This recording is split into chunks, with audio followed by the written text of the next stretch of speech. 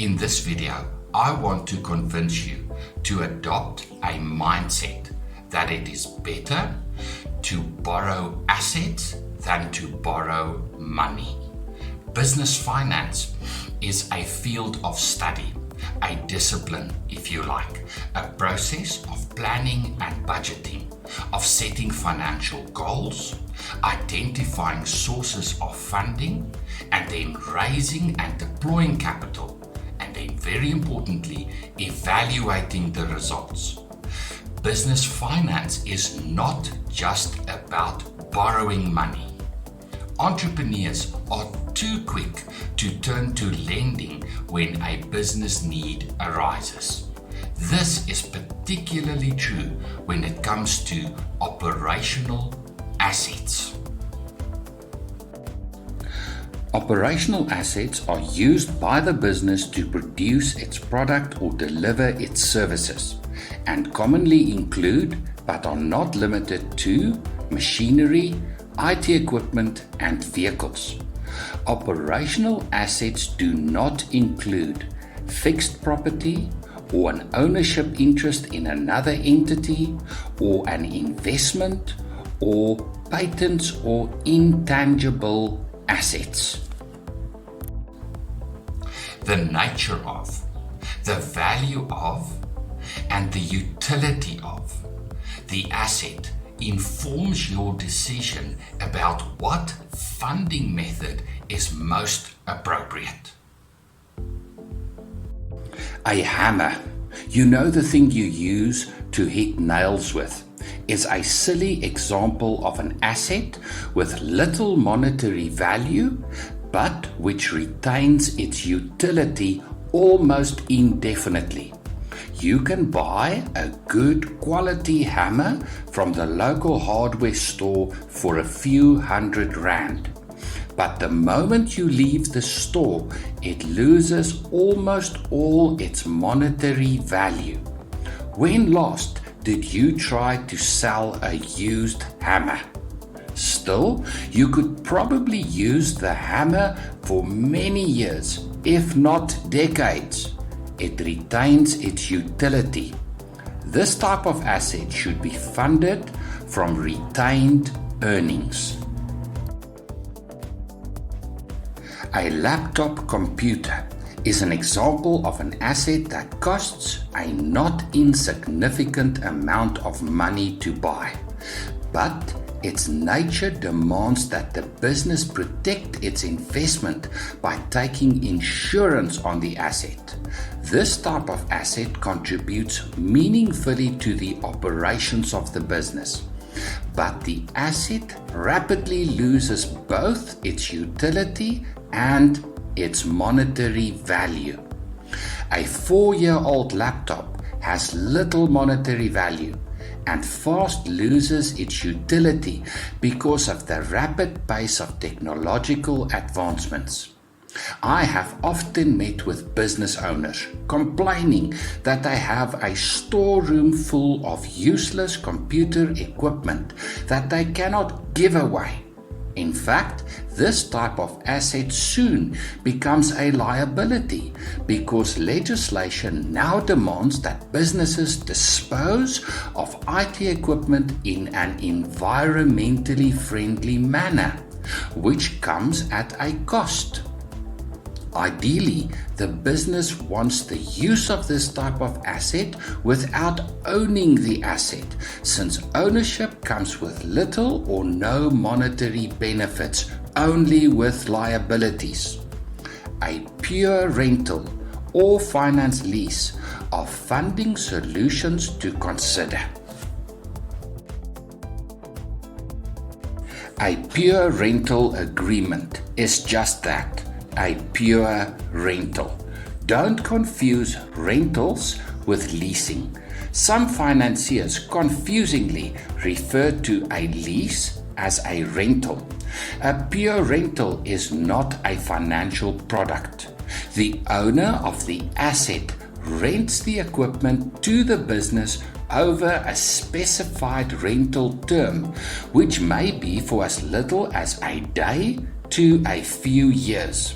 This is a great solution if you need the use of an asset for a short time and you don't mind used assets. As this is not a form of debt finance, using renting as a solution does not impact your credit lines at all. This is not a form of debt. And best of all, insurance and maintenance are commonly included in the monthly rental. A finance lease is a financial product and a form of debt. The financier acquires an asset at the request of the lender and then leases the asset over a predetermined loan term at a fixed or variable rate of finance. Financiers, typically in specialized fields, allow the lender to choose the brand and prescribe the product specifications. A finance lease typically does not require an initial deposit from the lender, but often includes a residual balance at the end of the loan term.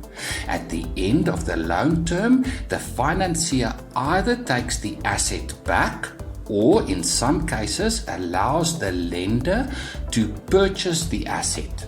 The financier may even offer a conventional loan to the lender at the end of the initial loan term to fund the residual balance.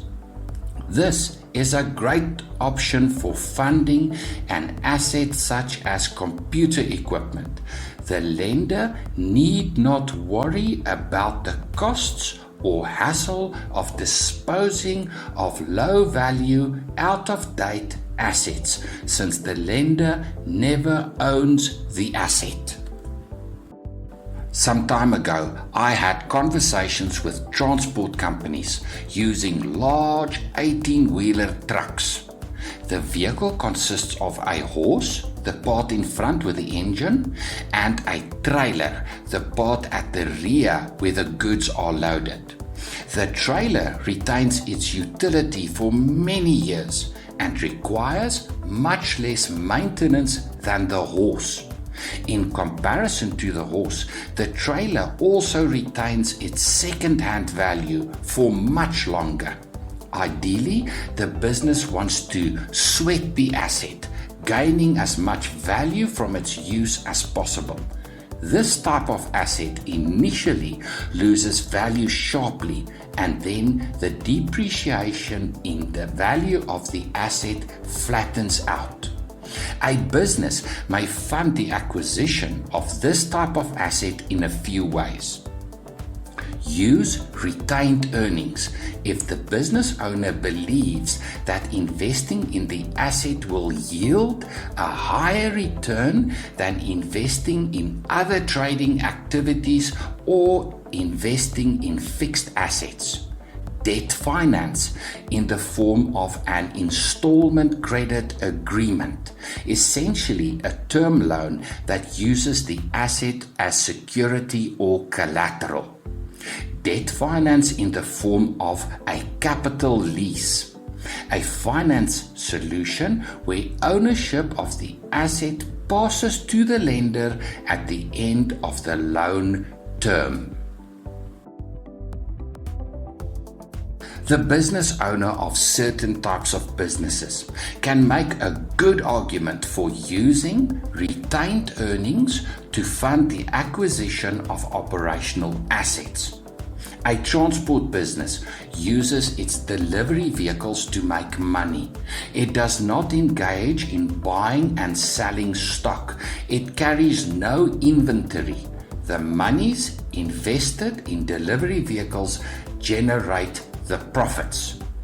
Conversely, a trading business that buys stock to sell may generate higher profits from the investment in inventory than investment in an operational asset such as a vehicle.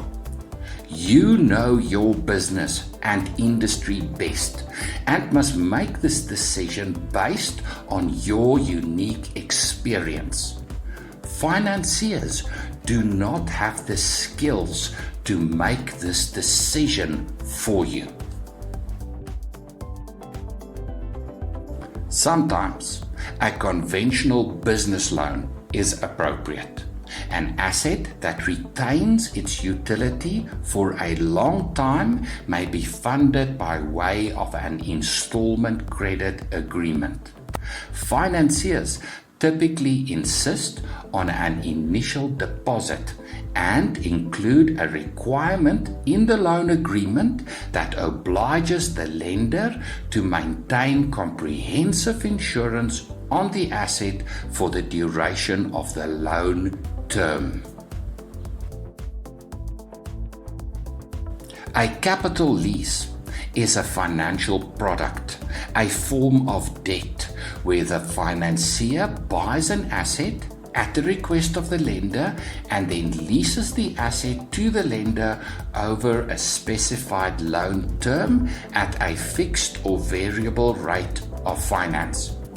A capital lease differs from a finance lease in that the ownership of the asset automatically passes to the lender at the end of the loan term. Use a capital lease to fund an asset that you want to retain because of its long-term utility. Both capital and finance leases used to be referred to as off-balance sheet finance because these types of funding solutions did not have to be reflected in the financial statements of the business, and as a consequence did not impact the business's other credit lines. Legislative changes now prescribe that these arrangements must be reflected in the financial statements of businesses. Please consult your accountant. Your accountant will be able to give you good advice as to how these financial arrangements will be reflected in your financial statements and the implications thereof. Large corporates invest heavily in asset management systems, sophisticated systems, to keep track of their assets. As a smaller business, you don't need to have a sophisticated system, but as a competent business manager, you should have a system to keep track of all your assets. The quantity of assets, the utility and lifespan of assets, the ancillary cost of ownership, which may include maintenance and repairs and insurance, details about asset warranties, and the depreciation and market value of assets. You must be able to accurately predict when you need to pay for repairs and maintenance, renew or extend warranties, replace assets, and, if possible, recoup some value by disposing of assets. Your accountant will be able to give you good advice on what tax deductions your business can claim in respect to depreciation on different types of assets. So far in this talk, I have addressed a number of funding options for operational assets, including using your retained earnings, a pure rental, an installment credit agreement, a capital and a finance lease. But those are not the only options. You can also consider borrowing assets. And here you need to become very creative in your thinking. In fact, you need to adopt the attitude of thinking win-win. Let's say you want to grow and sell flowers, but you don't have land on which to cultivate your crop. What are your choices? You might use capital, if you have it, to buy land. Or you may lease land from a landowner. Or you can attempt to secure a commercial property finance solution from a financier. The first option requires access to a large sum of capital, which few entrepreneurs have. The remaining two options add significantly to your monthly overheads. But what about borrowing the asset? A landowner may have a piece of vacant land. Why not go into business with a landowner? He provides the land and you share some of your profits from cultivating flowers on the land with the landowner. The landowner wins by sharing in the profits. You win by gaining access to the land without any capital outlay or increase in monthly overheads. Let's say you are a manufacturer of electronics for industrial use and have been distributing your product locally. You are convinced that your business has the capacity to serve a much larger market, but will need to enlarge your fleet of delivery vehicles. What are your choices? You can use retained earnings to buy vehicles, but you know you are going to need every bit of cash reserves to fund your growth strategy.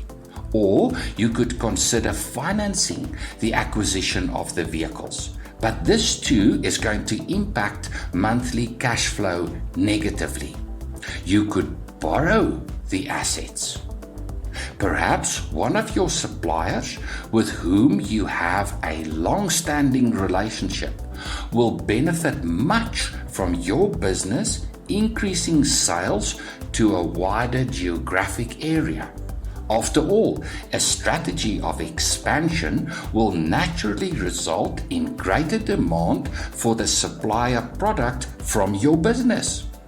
If the supplier already owns a fleet of vehicles, why not sell a portion of your business to the supplier in exchange for gaining access to the supplier's existing fleet of delivery vehicles? The supplier wins by increasing its sales to your business. Your business gains access to delivery vehicles without having to outlay capital or increase overheads. Every business differs, and perhaps the examples I've used in this video don't quite apply to your business. But the point I'm making is that you can benefit greatly by taking a step back and looking at the bigger picture. You don't need to automatically think debt finance when a need arises.